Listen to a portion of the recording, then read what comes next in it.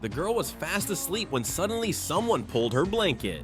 Startled, she began to wake up, but her father grabbed her hair and slammed her hard back onto the mattress. Her face changed, as if she was no longer looking at her father, his eyes fixed on her body. The girl began to tremble, fear seeping into her soul. After a moment, her father released her, gently touching her face before walking out of the room. The girl lay there, frozen, her mind completely empty. The next morning, her mother was cooking in the kitchen. The girl sat nearby, lost in thought, wondering if she should tell her mother what had happened the night before. Just then, her father entered with a calm expression and a gentle smile, as though nothing had happened, but the girl couldn't forget the terrifying face that had appeared the night before. She stood up slowly and walked out of the house. Suddenly, her mother slammed the dining utensils onto the table and ate in a strange, brutal manner, her face contorted with anger and madness. Her younger brother, frightened, began to cry.